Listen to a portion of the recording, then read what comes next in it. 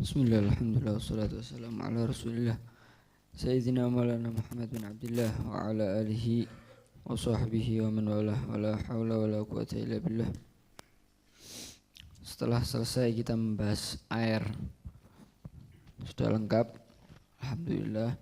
Kita melanjutkan ibarah kitab Yaqut. Kemarin wa innama yutahhirul ma' idza kana mutlaqan. Hanya saja air itu bisa mensucikan atau bisa dijadikan alat bersuci idza kana mutlaqan jika airnya mutlak, dan sudah kita bahas kemarin semuanya bahkan ya. Kemudian wat turabu idza kana khalisan ghairu musta'malin, dan hanya saja bisa mensucikan itu turab atau itu debu atau bisa dibuat alat untuk bersuci idza kana khalisan jika murni, tidak bercampur dengan yang lain. Ghairu musta'malin, tidak musta'mal. Khalis di sini atau murni itu binisbah li tayammum ya. Kalau digunakan untuk tayammum baru harus khalis. Tapi nanti ada, kalau seandainya untuk membersihkan ismu Allah, kalau bercampur nanti ada pembahasannya. Kalau sedikit, nanti itu ada di babnya masing-masing. Di tayamum ada, di bab izalatun najasa ada. Jadi ya tidak perlu dibahas panjang di sini, nanti bakal dibahas. Kemudian wadabiru idza kana harifan, dan alat menyamak kulitnya bangkai ya. Idza kana harifan, jika alat itu harifan. Harif ini menyengat rasanya gitu. Rasanya menyengat. Yanzi'u fadalatil jildi wa ufunatahu, yang mana dabir ini dapat menghilangkan atau ya dapat menghilangkan fadalatil jildi. Fadalatil jildi ay ma'iyatihi, apa ya, basahnya kulit ini, basahnya kulit bangkai ini, daging-daging yang masih menempel, kemudian gaji-gaji juga, wa ufunatahu, begitu juga ufunatahu, sisa-sisanya gitu ya, bau bangkai. Apa contohnya? Kal korot, seperti apa? Korot ini buah atau buah pohon apa ini, wadharkit thair, dan kotoran burung. Nah itu dabir jika dia bisa mensucikan atau bisa dijadikan alat untuk menyamak jika harif, jika rasanya menyengat, dan dapat menghilangkan bau dan kotoran-kotoran yang masih menempel di kulit tersebut. Kita bahas dabir sekarang karena di kitab Yaqut ini tidak ada di lanjutannya, maka kita bahas sekarang. Jadi dalam mazhab Syafi'i bahwa kulit-kulitnya maitah atau kulit-kulitnya bangkai itu bisa menjadi suci. Bisa menjadi suci. Yang mana kulit ini najisnya karena bilmut, karena bangkai. Tapi kalau memang kulitnya ini najis bukan karena bangkai, misalnya kalb wal khinzir, ini bangkainya anjing misalnya, bisa enggak kulitnya kita sama biar suci? Enggak bisa. Kenapa? Karena kulitnya bukan lam yanjus bil maut, bukan najisnya karena maut, karena kematiannya, tapi min aslil khilqah dia sudah najis. Tapi kalau yang najisnya karena kematian, misalnya apa? Kambing ini, kambing kan enggak najis. Tapi karena bangkai, karena dia maut, meninggal, mati tanpa disembelih, maka ya semuanya najis termasuk kulitnya. Lah, ini kulitnya najisnya karena mati, maka bisa disamak. Nah, menurut mazhab Syafi'i bisa menjadi suci kulitnya maitah. Yang dimaksud kulitnya maitah di sini apa? Apakah harus bangkai? Tidak. Walau hukman, walaupun yang hukumnya seperti maitah, yaitu apa? Misalnya kalau ada hewan yang masih hidup tapi kulitnya dikuliti dalam keadaan masih hidup ini, maka ya apa? Maka ya sama juga ya.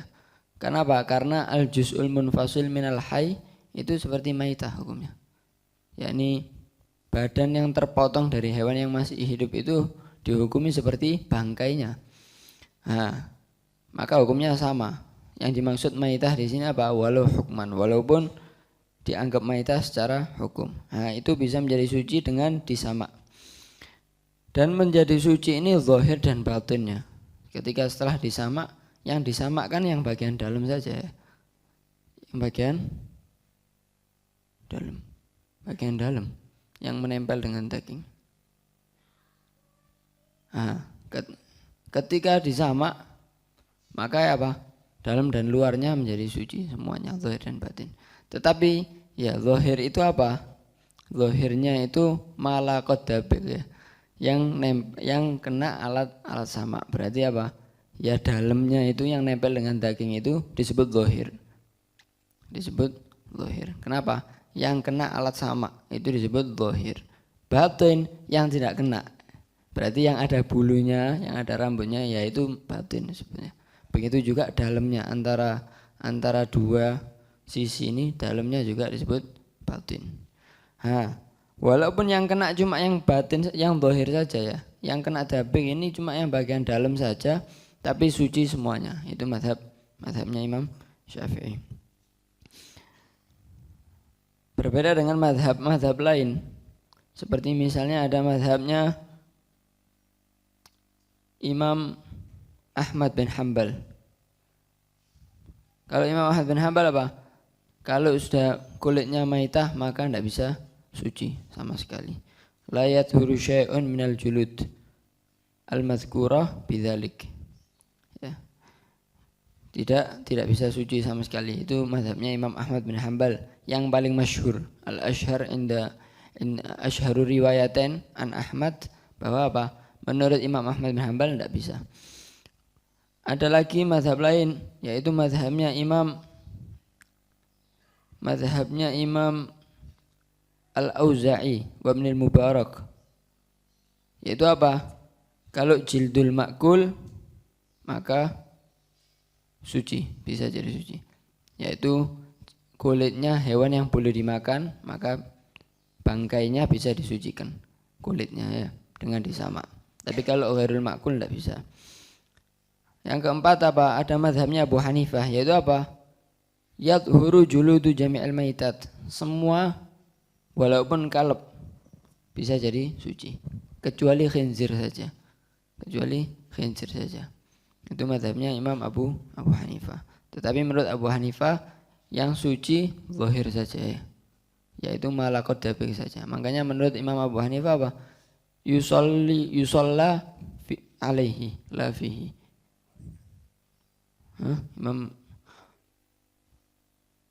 Sahih Imam Malik. Ya betul. Jadi menurut Abu Hanifah ya apa? Yang penting apa? Yang penting selain khinzir maka jadi suci, zahir dan batin ya, sama.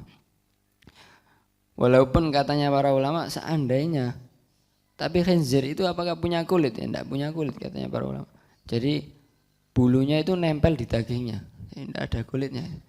Itu langsung daging. Seandainya lawiftarot, kalau seandainya dikatakan ada kulitnya tidak bisa disamak. Cuma katanya tidak ada, katanya para ulama. Kemudian yang kelima mazhabnya Imam Malik, yaitu ya apa? Dan mazhabnya Imam Malik yadhurul jami'. Semua hewan hatal kalb wal khinzir. Hanya saja tetapi yang suci zahirnya, duna batinihi. Yaitu apa? Yang nempel dengan alat samak itu yang suci. Yang tidak nempel tidak suci. Makanya tidak sah kalau digunakan untuk pakaian untuk dibawa sholat. Kenapa? Karena sama dengan kita membawa najis. Yang suci hanya yang alat samak saja. Yang baliknya sisi lainnya tidak suci. Itu menurut Imam Malik. Tapi dibuat sajadah boleh ya. Yusalla alaihi. Di atasnya kita sholat. Yang penting kita nempel dengan yang suci, tidak masalah. Tapi untuk kita bawa, dibuat rida atau dibuat pakaian, maka tidak boleh. Itu menurut Imam Malik. Wa ala kulli hal, itu tadi ada mazhab para ulama. Mazhab para ulama. Tapi mazhab Syafi'i, zahir dan batin menjadi suci. Tapi yang perlu kita ingat apa? Jilid, kulit ya. Tapi sya'arnya tidak menjadi suci. Rambut yang nempel tidak menjadi suci. Lakin menurut Imam Romli yu'fa an qalilihi. Kalau sedikit ma'fu. Tapi kalau Ibn Hajar kalau sedikit langsung suci. Langsung suci. Tapi kalau sedikit, lek banyak maka tetap najis ya. Tetap najis. Jadi yang perlu kita garis bawahi apa? Yang menjadi suci dengan disama itu hanya kulit, zahir dan batin. Selain kulitnya kalb wal khinzir. Kemudian tetapi menurut Imam Subuki, ikhtiarnya Imam Subuki, taba'an lin nas ya, mengikuti nasnya Imam Syafi'i dan sebagian para ashabnya Imam Syafi'i bahwa apa? Taharatahu, yakni apa? Rambut juga suci. Dan bahkan wa aftabihi ya. Dan bahkan Imam Subuki berfatwa dengan pendapatnya ini bahwa yaitu apa? Yaitu rambut juga menjadi suci dengan didabel. Jadi kalau kita mendabel kulit maka menjadi suci kulit plus rambutnya semuanya. Itu menurut Imam Subuki dan difatwakan oleh beliau. Dan ini juga menjadi madhabnya Abu Hanifah. Di madhab Abu Hanifah yang menjadi suci bukan hanya kulit tetapi sama rambut-rambutnya juga. Kemudian apakah yang penting kita beri alat sama terus apakah langsung suci? Enggak ya. Diberi alat sama sekiranya mencabut seperti yang tadi ma'iyatuhu, cairan yang nempel ada di kulit itu, darah dan nanahnya, kemudian syahamnya juga, kemudian sisa-sisa daging yang masih nempel, pokoknya harus sampai bersih dan juga baunya harus hilang sehingga sekiranya kalau kita taruh ke air baunya tidak kembali, baunya tidak kembali secara uruf ya. Tapi bukan tidak perlu lama-lama ngetesnya ya. Kita celupkan beberapa saat dan tidak kembali lagi baunya berarti sudah suci. Jadi harus sampai baunya hilang sekiranya kalau dimasukkan ke air. Tetapi kalau dimasukkan ke air balik lagi berarti belum selesai. Berarti belum selesai. Kemudian dabag ini hanya bisa dilakukan dengan herif, dengan sesuatu yang menyengat rasanya.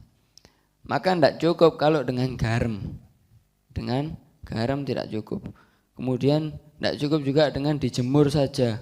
Dijemur di matahari atau dengan turab. Karena itu tidak menghilangkan fadholatil jilid ya. Hanya yujammiduhu, memadatkan, mengeringkan saja. Memang kering, baunya hilang ya. Baunya hilang. Tetapi ketika kita celupkan ke air, baunya akan muncul lagi. Kenapa? Hanya kering saja, tapi tidak hilang.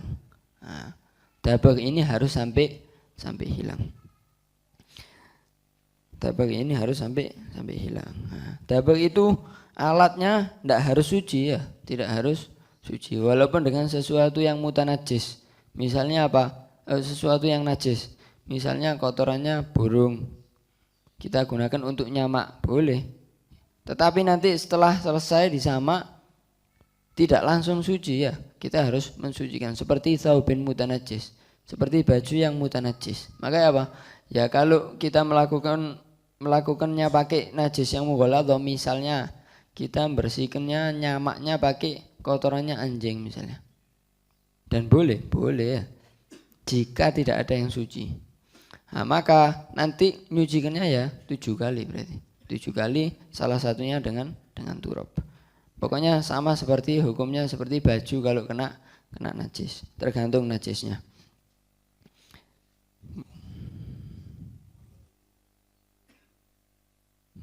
Kotoran anjing.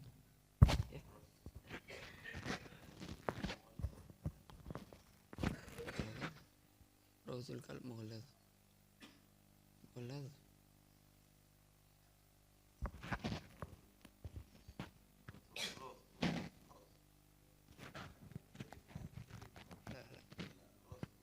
Rasul kalb mughalladh.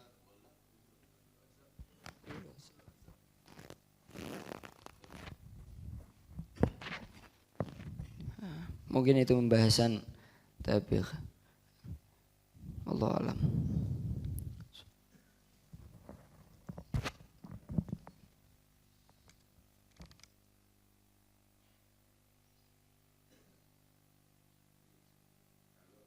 Kalau ditanya tentang gimana kulitnya buaya itu, najis apa enggak? Dilihat kalau dijama enggak najis. Hah? Kalau dijama enggak najis, kalau enggak dijama ya najis. Bahkan kulitnya tikus bisa, buat dompet misalnya. Asal dijama jadi suci, kecuali anjing dan babi. Ini mazhab Syafi'i. Nah, kita enggak bahas mazhab yang lainnya dulu. Ya. Nah, cuma jangan dipahami bahwa semuanya itu suci. Selain kulit nggak bisa suci, gading misalnya. Orang kalau sholat bawa gading yang buat unci, batal sholatnya. Karena gading itu najis. Hah? Gading itu najis. Kenapa? Bukan kulit. Binatang yang tidak boleh dimakan, walaupun matinya disembelih, itu jadi bangkai hukumnya. Gajahnya disembelih ya tetap tidak bisa. Tanduknya badak itu najis. Tanduknya badak itu najis. Kalau bagaimana ikan doyong misalnya, kadang-kadang unci dari ikan. Kalau ikan jadi bangkai najis atau suci? Suci tidak apa-apa kalau ikan. Tapi kalau gadingnya gajah nggak bisa. Ini banyak keliru ini. Kadang-kadang rokokan sama itu terus langsung sholat. Padahal dimasukkan mulut basah itu. Nggak sah itu nanti. Kumur wajib. Karena itu jangan dibuat aksi-aksian. Niru koboi. Iya gak ngerti najis kalau niru koboi itu. Makanya itu belajar gitu loh. Belajar gitu. Nah fa'ala kulli hal. Yang penting cara pensuciannya harus paham. Ya, cara pensuciannya harus paham. Nah, kalau Imam Abu Hanifah itu malah dengan dengan matahari bisa suci sudah itu. Abu Hanifah itu. Si nambah ya. Alat yang najis itu tidak boleh dipakai kalau ada yang suci. Karena haram tadammuh bin najasa, hukumnya haram jika ada yang yaqumu maqamahu. Ya. Kalau ada yang suci ya jangan pakai yang najis.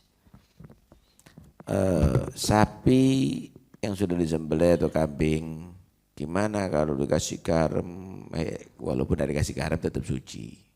Cuma kalau ada darah atau nananya itu najisnya, karena itu hukumnya hukum mutanajis. Ya, tapi kalau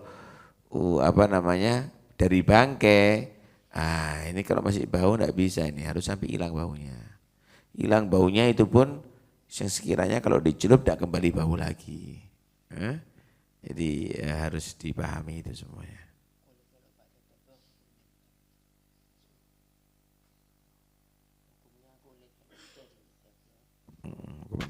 Hukumnya kulit kalau sudah ditabak seperti katsaubin mutanajis, seperti baju yang mutanajis, maka ya disucikan seperti baju ya apa?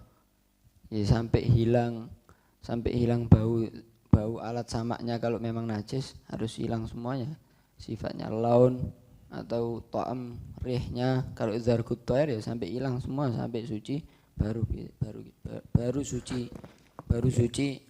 baru bisa kita pakai ya. Ya, aslinya kan najis, maka menjadi suci kalau disamak. Berarti tidak perlu disiram lain, harus disiram lagi. Setelah disamak baru disiram lagi. Ya, setelah disamak disiram lagi. Gitu.